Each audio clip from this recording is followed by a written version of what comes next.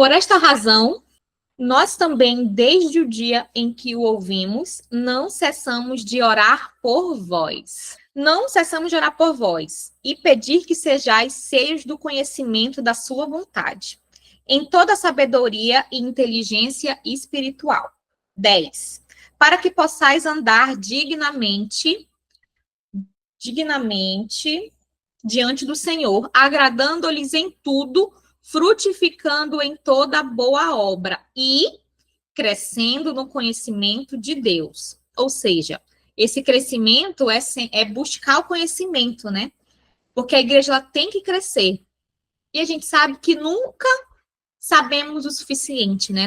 Não é à toa que estamos aqui hoje aprendendo. Aquele que diz que não sabe é porque realmente sabe que não sabe, precisa buscar cada vez mais, porque nós temos que crescer no conhecimento de Deus, e esse crescimento é Deus que vai dando. 11. Fortalecidos em todo poder, segundo a força da sua glória, em toda paciência e longanimidade com gozo, dando graças ao Pai, que nos fez idôneos para participar da herança dos santos na luz. Agora, olha aqui o 13. O qual nos tirou da potestade das trevas e nos transportou para o reino do Filho do seu amor. Olha como é forte esse versículo. Vamos entender ele um pouquinho melhor? 13.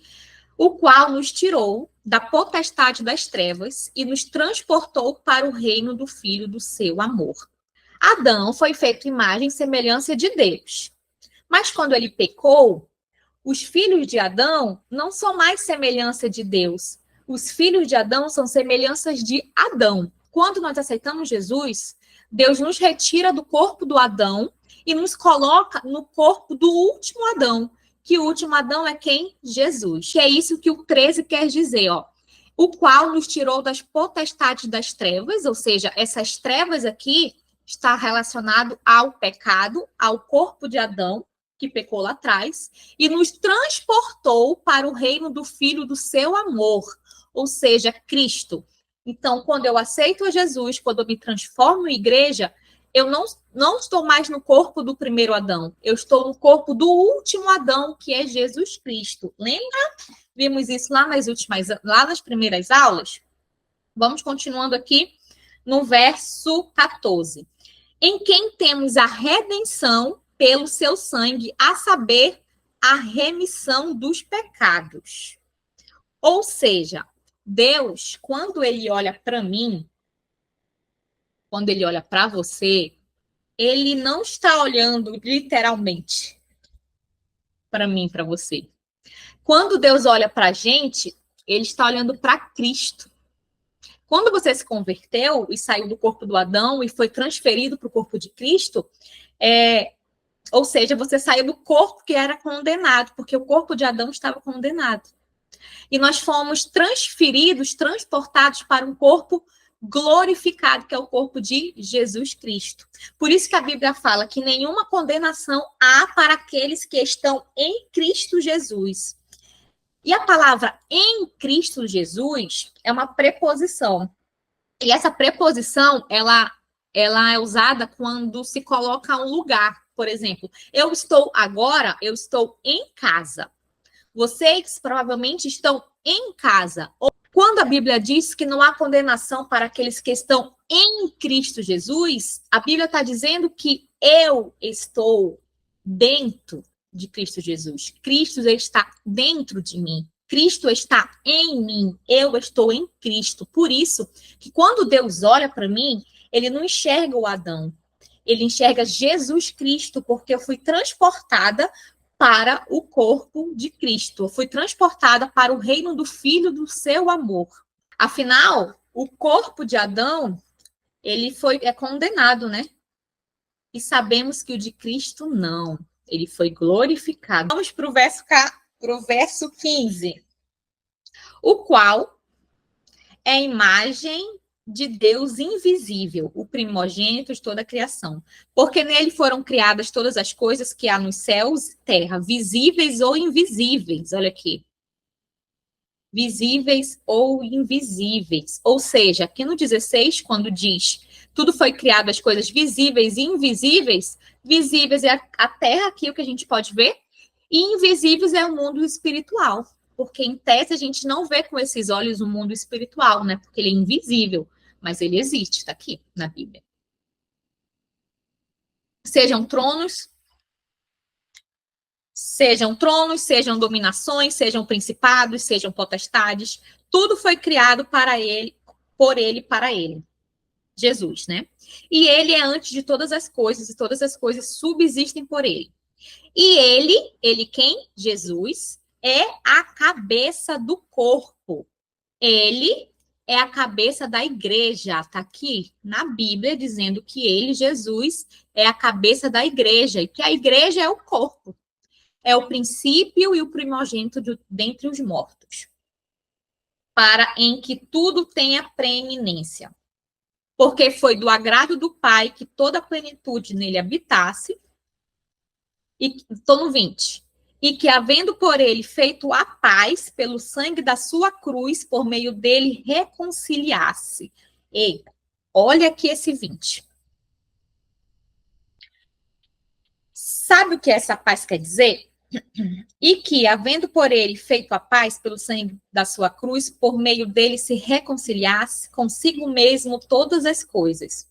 Deus, ele tinha um problema com você. Deus, ele tinha um problema comigo. Na verdade, Deus tinha um problema com a santidade de Deus. Deveria, pela palavra, matar todo mundo. A justiça de Deus também deveria matar todo mundo. Por quê? Porque todos pecaram contra Deus. Só por conta disso. Mas, como tinha essa parede de inimizade entre mim e Deus, entre o homem, entre a humanidade e Deus, o homem se separou. As coisas do céu foram separadas das coisas da terra. Mas na cruz, na morte de Cristo, ele trouxe de volta essa aliança dos céus com a terra. Ou seja, outra vez, Deus pôde ter uma aliança com o homem, que até então essa aliança tinha se perdido. Por conta do problema que Deus tinha com a humanidade, né? O pecado, Adão. Ou seja, quando aqui no 20 diz, havendo por ele feito a paz, significa que antes não havia paz, né? Por meio de Jesus, houve reconciliação consigo mesmo todas as coisas, tanto as que estão na terra como as que estão nos céus. Então, por meio da cruz, por meio do sangue da sua cruz, houve reconciliação consigo mesmo, tanto as coisas da terra como as coisas do céu. Esse versículo está nos mostrando que não foi só Jesus morrer no madeiro, não foi só Jesus pendurado no madeiro, morreu, ressuscitou, estamos salvos. É algo até muito mais profundo, porque não é só o sacrifício em si. Jesus estava quebrando um problema que havia entre Deus e os homens, e ligando fez os homens a Deus. Aqui no verso 20, ele diz que fez paz. Se fez paz é porque então não tinha paz antes. Então não é só a morte de Jesus em si, mas ele está religando tudo novamente. Vamos aqui no 21 para entender melhor. A vós também, que noutro tempo ereis estranhos. Olha isso aqui. A vós também, que noutro tempo ereis estranhos. Ou seja, nós éramos estranhos e inimigos no entendimento pelas nossas obras mais. Mas agora, contudo, vos reconciliou. Jesus nos reconciliou. Nós éramos inimigos, estranhos a Deus. Que Adão pecou, mas Jesus veio para religar tudo isso. Que lembra lá em Gênesis, quando Adão foi expulso, né? Pecou, perdeu contato com Deus e saiu vagando pelo mundo. E aí você tem toda a história que a gente chegou até aqui. Cristo veio para ligar o homem novamente a Deus. Jesus quer que nós estejamos, todo mundo, no jardim do Éden, no Éden de novo. Adão nos tirou, mas Jesus veio para nos religar, para nos colocar no Éden de novo. 22. No corpo da sua carne,